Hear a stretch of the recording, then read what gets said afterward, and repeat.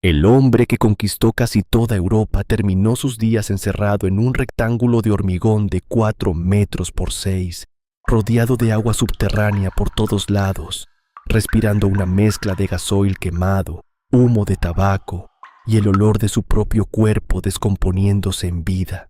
15 metros bajo tierra, 30 habitaciones, sin ventanas, sin aire limpio, sin salida. Para enero de 1945, Adolf Hitler ya no era el hombre de los noticiarios. Era un adicto que esperaba cada mañana a su médico como un enfermo terminal espera la morfina, con la cabeza gacha y los brazos colgando a los costados. Su mano izquierda temblaba con tanta violencia que debía esconderla detrás de la espalda. Su uniforme le colgaba del cuerpo como un disfraz de carnaval. Había perdido 20 kilos. Parecía haberse envejecido 20 años en 5, pero lo que Hitler no sabía o se negaba a aceptar era que cada línea en los mapas de su sala de guerra era una mentira. Cada división que sus generales le prometían era un fantasma. Cada plan de contraataque era una ficción diseñada para no provocar su ira. ¿Qué le inyectaban exactamente cada mañana para mantenerlo en pie? ¿Por qué en su último cumpleaños le entregaron niños de 12 años como soldados? ¿Cuál fue el último rayo de sol que tocó su cara antes de desaparecer para siempre bajo tierra? Esta es la historia completa de los últimos días de Hitler en el búnker, y tiene detalles que ningún libro de texto te contó. Para entender cómo murió Hitler, hay que entender primero dónde murió. Y el búnker no era lo que Hollywood te hizo imaginar. No era una fortaleza de acero inoxidable con pantallas y tecnología futurista. Era un laberinto claustrofóbico excavado a toda prisa debajo de la Cancillería del Reich, exactamente por debajo del nivel freático del río Spree. Eso significa que estaba rodeado de agua subterránea por todos los flancos. Para mantenerlo medianamente seco, 2 sistemas de bombeo industrial funcionaban las 24 horas, succionando millones de litros de agua cada día. Esas bombas no eran silenciosas. Emitían un rugido constante que vibraba a través de las paredes de hormigón. Los habitantes tenían que gritar para comunicarse en los pasillos, pero el ruido era lo de menos. El verdadero infierno era el aire. El búnker estaba sellado herméticamente contra un posible ataque químico aliado, lo que significaba que la ventilación era precaria. Filtros primitivos, circulación deficiente. A medida que pasaban las semanas, la atmósfera se convirtió en un caldo estratificado de olores que ningún testigo pudo describir sin recurrir a eufemismos. Rochus Misch, el telefonista de 23 años cuyas memorias se publicaron décadas después, lo describió en capas. En la capa inferior, el olor de los sistemas de drenaje sin depuración. En la capa media, gasoil quemado de los motores diésel.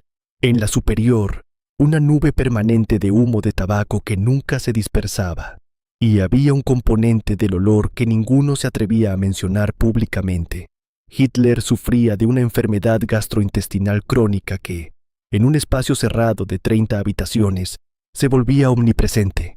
Este era el escenario, no un cuartel general de guerra, sino una tumba prematura con luces artificiales, donde el hombre más buscado del mundo tomaba decisiones sobre divisiones que ya no existían, mirando mapas salpicados de chinches de colores que ya no representaban nada real.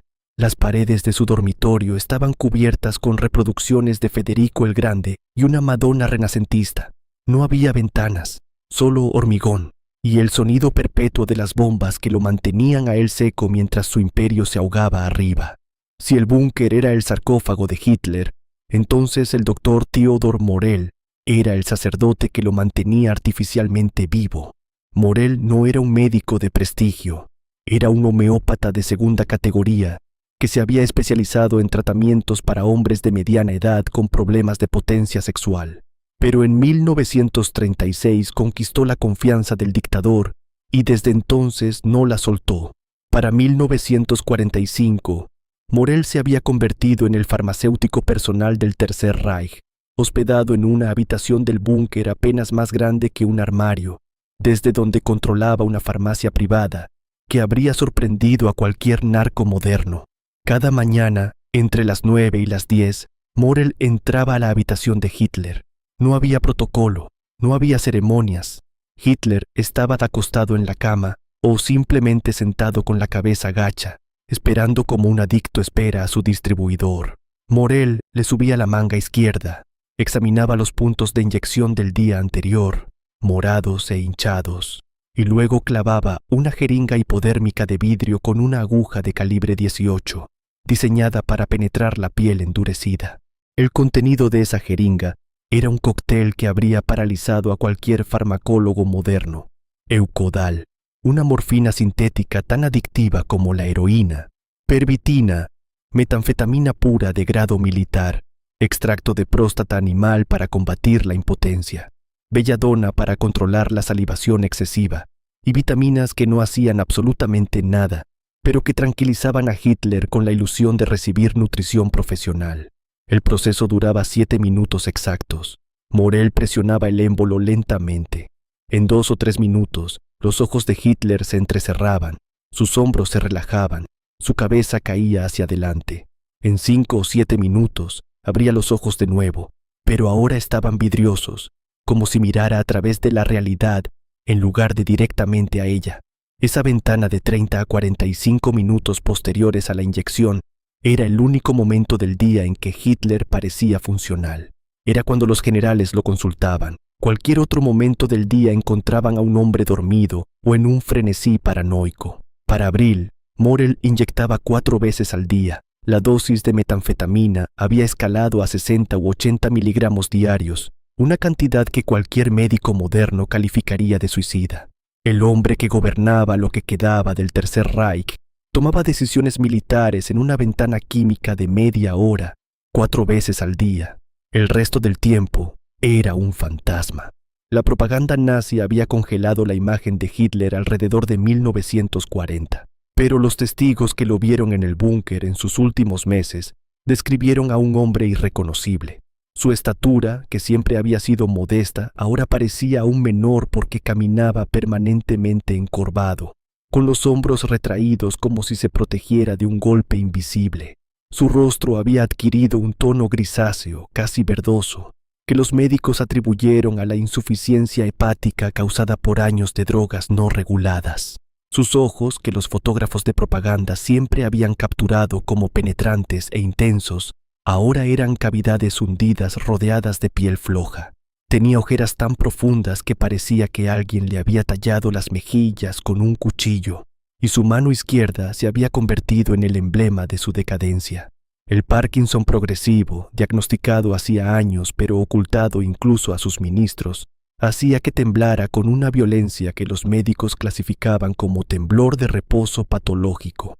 Hitler, consciente de esto, adoptó la estrategia de mantener esa mano permanentemente agarrada detrás de la espalda o aferrada al pantalón. Incluso la comida se había convertido en un ritual de paranoia. Su cocinera, una austríaca de 28 años llamada Constance Mansiarli, preparaba platos que primero debían ser probados por un asistente durante exactamente 30 minutos antes de llegar a su mesa. Si el asistente no colapsaba, Hitler comía. A finales de marzo, su dieta se había reducido a pasta blanda, caldo de verduras y porciones de chocolate suizo que guardaba como un tesoro. Pero incluso en ese estado, insistía en comer en platos de porcelana con bordes dorados. Una vela era encendida en su mesa, aunque no había ventanas que oscurecer ni ambiente que justificara la llama. Era puro teatro. El dictador mantenía la ficción de que seguía siendo el señor de un imperio mientras comía puré de papas en una tumba de hormigón. Es 20 de abril de 1945. Son las 9 de la mañana. Morel entra con su carrito de inyecciones. Hoy hay una dosis extra de metanfetamina. No es por tratamiento médico. Es para que Hitler esté lo suficientemente despierto como para saludar a los visitantes que, incluso en el fin del mundo, consideran imperativo presentar sus respetos en su cumpleaños número 56.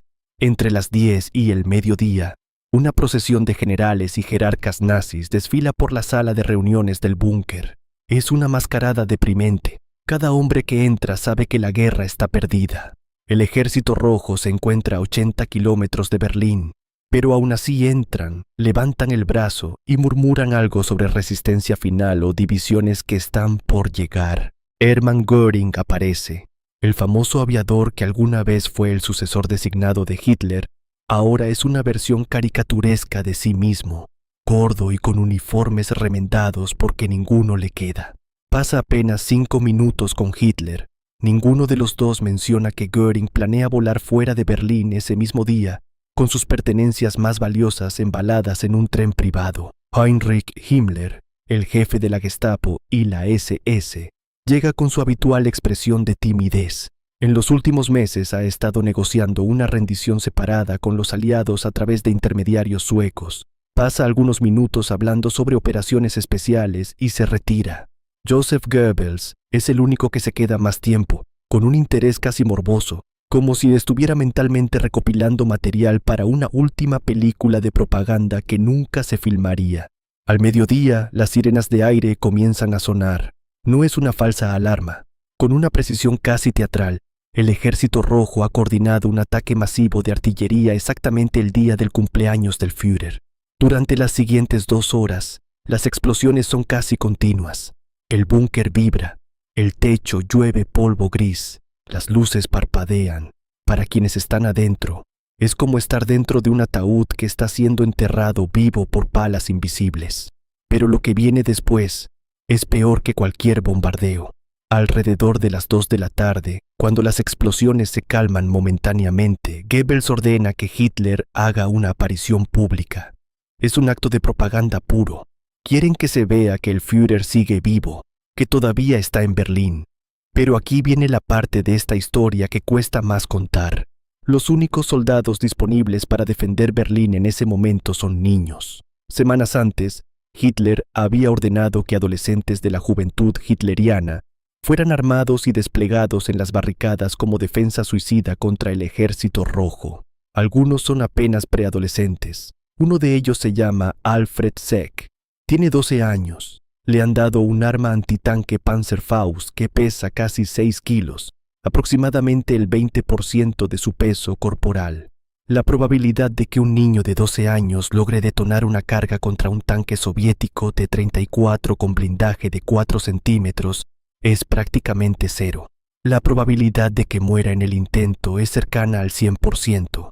Hitler acepta subir, sale del búnker y por primera vez en semanas el aire cambia. Ya no es esa atmósfera rancia de hormigón y gasoil. Es aire abierto, contaminado por el humo, pero abierto. Lo que sus ojos encuentran es devastador. El jardín de la Cancillería, que años atrás era ornamental y perfecto, ahora es un paisaje lunar. Árboles carbonizados con las ramas apuntando al cielo como dedos acusadores. Cráteres de 2 metros de profundidad. El cielo, casi negro por la humareda de miles de edificios en llamas, y frente a él una fila de 15 a 20 niños de la juventud hitleriana, desde los 12 hasta los 17 años. Varios llevan uniformes diseñados para adultos que les cuelgan del cuerpo. En sus manos, armas antitanque que pesan más que algunos de ellos. Hitler camina hacia la fila. Los fotógrafos y el camarógrafo de propaganda capturan cada paso. Todavía están filmando. En el fin del mundo, todavía están filmando. Cuando llega frente a los niños, Hitler no inspecciona las armas. No da un discurso sobre el honor y la resistencia final. En cambio, comienza a acariciarles las caras. A Alfred Seck, el de 12 años, le toca las mejillas con las 2 manos. Su mano izquierda tiembla levemente. Murmura palabras que nadie puede escuchar con claridad. Algo sobre el futuro del Reich. Pero su tono ya no es de determinación, es de tristeza. Luego procede a colgar cruces de hierro alrededor del cuello de estos niños, la más alta condecoración militar alemana, reservada para actos de valentía extraordinaria, ahora entregada a chicos que no han visto combate, que simplemente están parados en un jardín destruido, esperando órdenes de morir. Después de 5 o 7 minutos en el exterior, Hitler se da vuelta hacia las escaleras. Mientras camina, el cielo se abre momentáneamente. Una ruptura en las nubes permite que un único rayo de sol corte a través del humo y toque su cara. Nadie lo sabe en ese instante, pero es la última vez que la luz del día tocará la piel de Adolf Hitler. Desciende las escaleras. La puerta blindada de acero se cierra detrás de él con un sonido bajo, profundo, definitivo. El estruendo metálico rebota en el hormigón. Y eso es todo. El hombre que alguna vez fue adorado por millones, que gobernó un continente desde el pico de su poder absoluto en 1941, vuelve a la oscuridad del sarcófago. No saldrá de nuevo. Alfred Zec sobrevivió a los siguientes 10 días de la batalla de Berlín. Fue reasignado a funciones civiles en lugar de ser enviado al frente. Cuando el Ejército Rojo penetró en la ciudad el 2 de mayo, fue capturado, pero los soviéticos reconocieron su edad y lo enviaron a un campo de prisioneros para menores. Pasó 3 años en campos soviéticos, principalmente en el Gulag de Sachsenhausen. Fue liberado en 1948. Emigró a Austria. Trabajó como carpintero el resto de su vida. Murió el 10 de febrero de 2011, a los 78 años. En 2005, a los 72, Zec fue entrevistado por historiadores alemanes. Le preguntaron por aquel encuentro en el jardín destruido 60 años antes. Describió el estado de Hitler con palabras que sorprendieron a todos los presentes. Dijo, un hombre que apenas parecía humano. Sus ojos eran los de alguien que ya estaba muerto. Hitler se suicidó 10 días después de ese encuentro, el 30 de abril de 1945. Morell fue capturado por los estadounidenses y murió en 1948 en un hospital de Múnich, obeso y olvidado. La cocinera Mansiarly desapareció en los últimos días de Berlín y nunca fue encontrada. Y aquel camarógrafo que seguía filmando mientras el mundo se derrumbaba, dejó las últimas imágenes en movimiento de Hitler que existen en la historia. En ellas aparece encorvado, lento, sin emoción discernible. No es un hombre, es el espectro de uno. Hay algo profundamente perturbador en esta historia que va más allá de Hitler. Es la imagen de un sistema entero que sigue funcionando cuando ya no tiene sentido. Generales que saludan a un líder drogado. Un camarógrafo que filma propaganda mientras caen bombas. Un médico que sigue inyectando a un paciente que se desmorona. Y niños de 12 años, recibiendo medallas por una guerra que los adultos ya saben perdida. El búnker no fue solo el final de Hitler. Fue la metáfora perfecta de lo que ocurre cuando un sistema de poder pierde contacto con la realidad pero se niega a admitirlo. Las bombas de agua seguían funcionando. Las inyecciones seguían siendo administradas. Los mapas seguían siendo actualizados con divisiones que no existían. Todo el mecanismo seguía girando, pero ya no había nada real que lo sostuviera. Solo inercia, solo la obediencia ciega de hombres que sabían la verdad pero elegían no decirla. El último rayo de sol que tocó la cara de Hitler no iluminó a un conquistador, iluminó a un adicto tembloroso parado frente a niños que iban a morir por una causa que ya no existía. Esa imagen, más que cualquier discurso, es la advertencia definitiva sobre el poder sin límites y la obediencia sin preguntas. Si este video te gustó, suscríbete a mi canal y dale like a este video. Gracias.